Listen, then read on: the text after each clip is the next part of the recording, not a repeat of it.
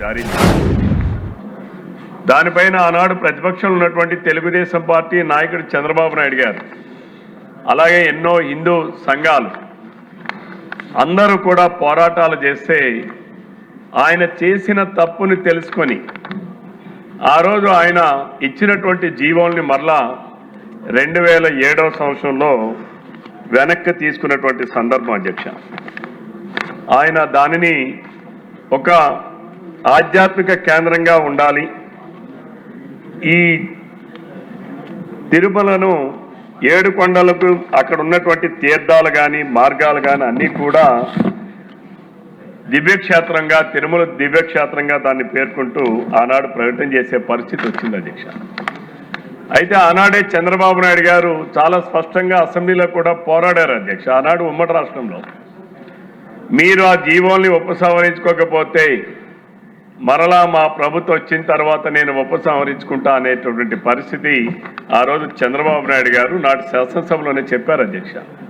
ఆయన అంతేకాదు అధ్యక్ష, మీరు ఉపసంహరించుకున్న తర్వాత నేను కాలినడకన తిరుమలకి వెళ్తానని చెప్పి ఎప్పుడైతే రాజశేఖర్ రెడ్డి గారు ఆయన ముందు ఇచ్చినటువంటి జీవో నెంబర్ 338 7 కొండలు కాదు వెంకటేశ్వర స్వామి 2 కొండలే అని చెప్పి పరిమితం చేసినటువంటి జీవోని విత్డ్రా చేసిన తర్వాత ఆయన కాలినడకన నడిచి వెళ్ళేటటువంటి సందర్భం కూడా ఆనాడు జరిగింది అధ్యక్ష.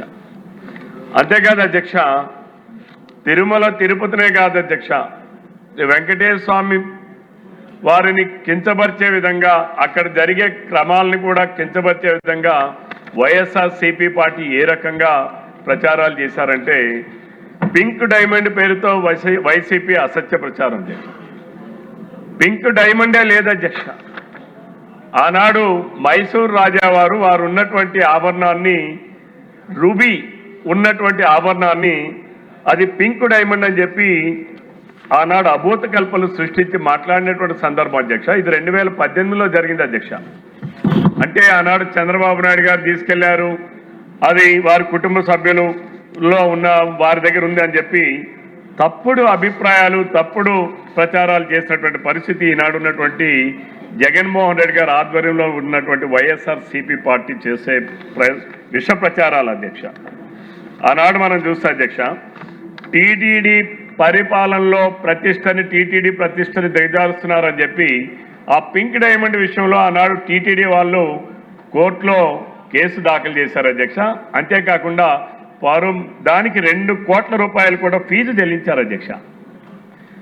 ఇది వైసీపీ ప్రభుత్వం అధికారంలోకి వచ్చిన తర్వాత వైవి సుబ్బారెడ్డి గారు చైర్మన్ అయిన తర్వాత అధ్యక్ష, ఏదైతే పింక్ డైమండ్ చంద్రబాబు నాయుడు గారు వారి కుటుంబ సభ్యుల దగ్గర ఉందని చెప్పి ఎన్నో ఫేక్ ప్రచారాలు చేసినటువంటి వ్యక్తులు వారు అధికారంలోకి వచ్చాక ఆ కేసును విత్డ్రా చేసుకున్నారు అధ్యక్ష. ఆ రోజు అనేక రిపోర్టులు కానీ, ఆ రోజు మునిరత్నం రెడ్డి గారి నేతృత్వంలో జరిగినటువంటి దర్యాప్తులో కానీ అసలు మైసూర్ మహారాజు గారు పింక్ డైమండ్ అనేదే ఇవ్వలేదు, అందులో ఉన్నది కేవలం రూబీ మాత్రమే అని చెప్పినటువంటి సందర్భం అధ్యక్ష. అంతేకాకుండా జస్టిస్ జగన్నాథరావు కమిటీ కూడా అది రూబీ అని చాలా స్పష్టంగా తేల్చినటువంటి పరిస్థితి అధ్యక్ష. అంటే వైసీపీ పార్టీ ఏ రకంగా అసత్యాలు, తప్పుడు సమాచారాలు, ఫేక్ ప్రచారాలు ప్రజల్లోకి తీసుకుని వెళ్తుంది అనేటటువంటిది ఇదొక నిదర్శనం అధ్యక్ష. అలాగే మూడోది అధ్యక్ష, తిరుమలలో అన్యమత ప్రచారం అధ్యక్ష. జగన్మోహన్ రెడ్డి గారు ముఖ్యమంత్రి అయిన మరుసటి రోజు నుంచి బస్ టిక్కెట్లు ముద్రిస్తే దాని వెనక అన్యమత ప్రచారాలు ఆ రోజు చేసినటువంటి సందర్భం అధ్యక్ష.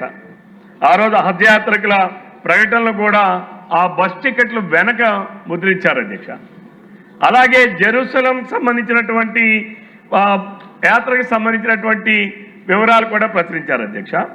అలాగే టీటీడీ క్యాలెండర్లో అధ్యక్ష ఏసయ్య గారు అని చెప్పి నమోదు ప్రింట్ చేయించినటువంటి పరిస్థితులు అధ్యక్ష. ఆన్లైన్లో ఆ రోజు వెబ్సైట్లో కొంతమంది చూస్తే అధ్యక్ష ఆ అక్షరాలని చూసి అందరూ కూడా, భక్తులందరూ కూడా ఎంతో షాక్ గురైనటువంటి పరిస్థితులు అధ్యక్ష.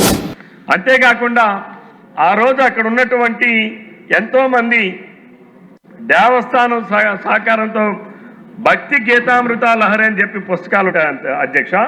అవి కూడా అందులో కూడా అన్యమతమైనటువంటి గేయాలు ప్రచురితమైనటువంటి పరిస్థితి కూడా ఆ రోజు వైరల్ అయినటువంటి సందర్భం ఒకసారి సభ ద్వారా ప్రధానికానికి దృష్టికి తీసుకొని వస్తున్నాను అధ్యక్ష. అంతేకాకుండా ఎంతోమంది టీటీడీలో పనిచేస్తున్నటువంటి ఉద్యోగులను కూడా అన్యమత ఉద్యోగులు అక్కడ అన్యమతస్తుల్ని కొందరు పెట్టుకొని దానిపైన కూడా హిందూ ప్రచారాన్ని హిందూ ధర్మాన్ని వ్యతిరేకంగా ప్రచారం చేసేటటువంటి పరిస్థితులు కూడా ఆ రోజు అనేకంగా మనం చూసాం అధ్యక్ష. అంతేకాకుండా అధ్యక్ష ఎస్సీబీసీ ఉద్యోగస్తుల అధ్యక్ష